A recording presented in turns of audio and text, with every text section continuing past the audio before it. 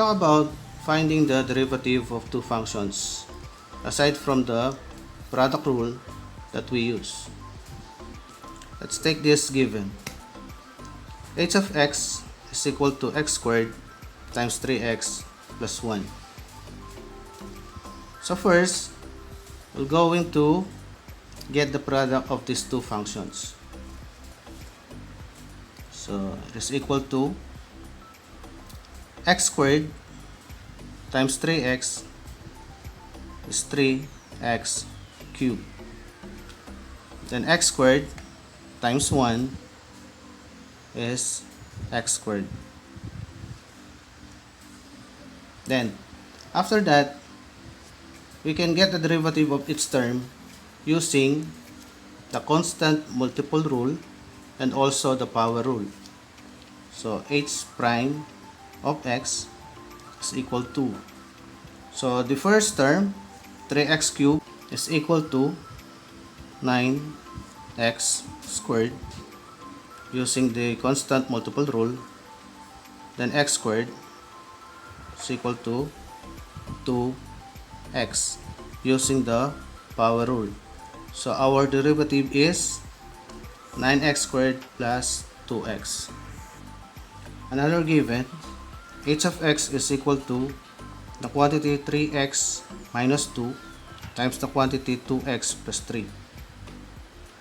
So here, we're going to use the FOIL method. So we have first terms, 3x times 2x is 6x squared. Then outer, 3x times 3 is 9x. Inner, we have negative 2 times 2x is negative 4x. Then negative 2 times 3 is negative 6 as the outer terms. Then simplifying, we have 6x squared, 9x plus negative 4x, or 9x minus 4x is positive 5x, then minus 6. Then after that, we get the derivative using the constant multiple rule in conjunction with the power rule. So h prime of x is equal to 12x plus 5. Next we have h of x is equal to 3x squared times x cubed plus 2x squared plus 3x plus 4. So first, we're going to get the product of these two functions. So we're going to multiply the first function by each term of the second function. So let's have 3x squared times x cubed is 3x to the fifth.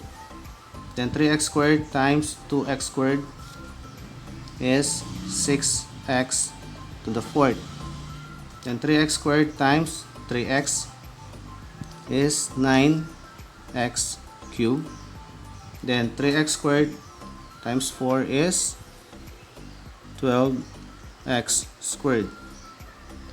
Then after that, we're going to get the derivative of each term individually. So we have h prime of x is equal to 15x to the fourth plus 24x cubed plus 27x squared plus 24x. So we have the derivative 15x to the fourth plus 24x cubed plus 27x squared plus 24x.